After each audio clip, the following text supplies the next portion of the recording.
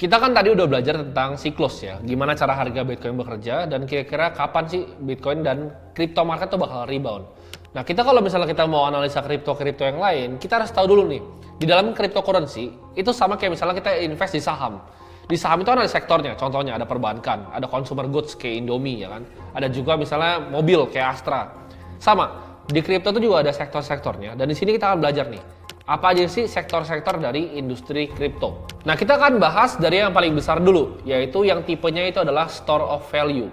Jadi fungsinya dari kripto yang store of value ini apa? Sesuai namanya, store of value. Jadi ini kripto yang bisa menyimpan value. Ciri-cirinya apa? Biasanya supply-nya limited dan ada fixed cap-nya. Nah, store of value menurut gue yang layak dibeli itu cuma satu, yaitu Bitcoin. Kalau kalian tanya, ada apa aja store of value? Ada banyak, ya kan? Mungkin ada puluhan koin. Yang paling besar-besar contohnya ya pasti Bitcoin pertama, kedua itu Bitcoin Cash, misalnya Terra Classic. Tapi ya gue nggak akan saranin kalian beli store of value yang lain selain Bitcoin.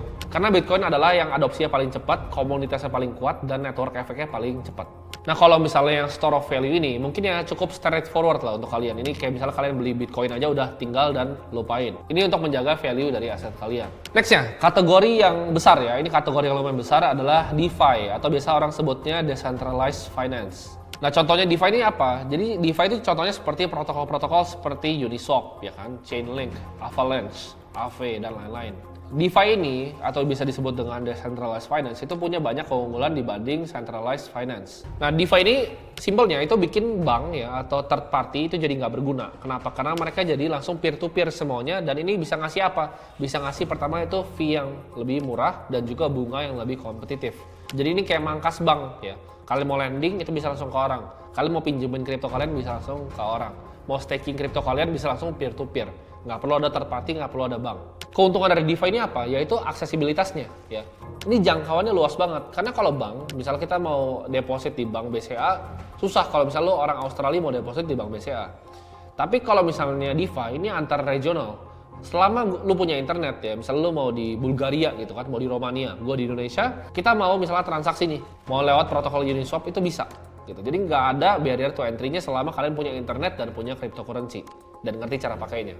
Fee-nya juga bisa rendah karena nggak ada bank di tengahnya, ya nggak ada kustodian aneh-aneh dan juga nggak ada clearing. Jadi fee-nya itu nggak kepangkas banyak-banyak. Kayak misalnya bank kustodian, kita lihat misalnya Deutsche Bank gitu kan, dia bisa dapat 0,05 dari cuman pegang customer fund sampai udah nggak terima lagi karena kebanyakan.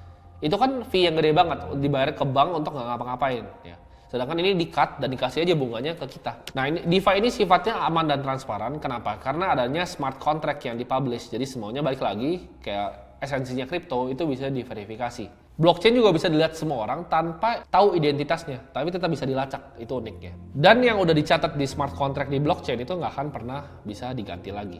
Jadi ini kalian kalau misalnya mau cari passive income di crypto, yield farming caranya adalah dengan lewatin DeFi. Nah, cara paling gampang ya untuk dapetin uang di DeFi adalah kalian taruh uang kalian ya di suatu protokol atau platform yang ngasih kalian APY atau return per tahun. Nah, biasanya gimana? Ini kalian tinggal masukin token-token. Contohnya paling simpelnya adalah misalnya stablecoin di DeFi ya kan, kayak DAI gitu. Kayak DAI atau misalnya Ethereum ya. Jadi yang di-build di network Ethereum atau di ERC20. Jadi kalian deposit Ethereum kalian ke suatu protokol, kalian bisa dapat misalnya 4% atau 5%. Nah, ini unik menurut gue use case-nya. Kenapa? Karena menurut gue orang bisa nggak beli bonds lagi, nggak beli surat hutang, tinggal beli Ethereum aja, di staking, di yield farm gitu Ethereum-nya, atau dia beli stablecoin, lebih enak. Tapi kalau misal kalian yang mau coba yield farming, yang mau coba DeFi, kalian pakai yang stablecoin kayak DAI aja, karena kalian nggak usah pikirin volatilitas dari marketnya. Kalau Ethereum kan naik turun. Kalau kalian beli stablecoin yang peg 1:1 sama USD kayak DAI, kalian tinggal yield farm, kalian dapat misalnya 5-6% per tahunnya.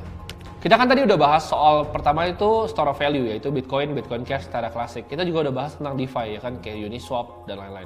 Tapi ada juga yang ketiga, yaitu DEX atau orang biasa sebutnya dengan Decentralized Exchange. Jadi kalau kita tahu kan ada exchange ada dua tipe, ada centralized yang gede kayak misalnya Binance, Coinbase, Indodax. Kita percaya bahwa mereka tuh pegang fund yang kita punya dan mereka lakuin dengan proof of reserve. Tapi DEX ini itu kalian bisa verifikasi sendiri. Jadi itu transaksi peer-to-peer antara buyer langsung diketemuin dengan sellernya. Nah, exchange ini itu contohnya apa? Contohnya seperti Curve Finance ya kan, PancakeSwap. Jadi kalian bisa langsung pakai di dalam protokolnya mereka. Tapi untuk pemula, gue nggak saranin kalian untuk langsung terjun kayak misalnya ke DEX ini. Kenapa? Karena ini lebih complicated. Jadi kalau mau beli kripto, tetap lewat centralized exchange. Dan untuk awal-awal mulai di store of value dan DeFi dulu. Setelah ini ada sektor yang gua gabung aja, sebenarnya dua sektor berbeda, tapi menurut gua agak mirip-mirip, yaitu gaming dan metaverse. Nah ini yang lagi banyak kan orang, wah metaverse, Facebook sampai ganti nama ke Meta. Tapi use case-nya menurut gua di real life sekarang belum ada yang signifikan. Kita bisa lihat beberapa project-projectnya, contohnya seperti Sandbox ya kan. Menurut gua itu kayak versi jeleknya Minecraft aja gitu kan. Sandbox, ada Decentraland, ya kan. Banyak project-project lain seperti Axie Infinity yang dulu kasih yield ke orang tapi sekarang udah enggak. Jadi gua sih pribadi kurang suka dengan sektor yang ini. Gua lebih prefer main di DeFi ataupun di store of value. Nah jadi kalau kalian tanya aset pribadi gua itu di mana, ya mungkin 90% itu hampir semuanya di store of value dan juga DeFi. Jadi gue jarang diversifikasi bahkan ke DEX atau ke gaming dan metaverse. Mungkin hampir semua itu gue carinya yang layer 1 coin ataupun layer 2 yang dibuild on top of Ethereum network, contohnya seperti Polygon atau Matic.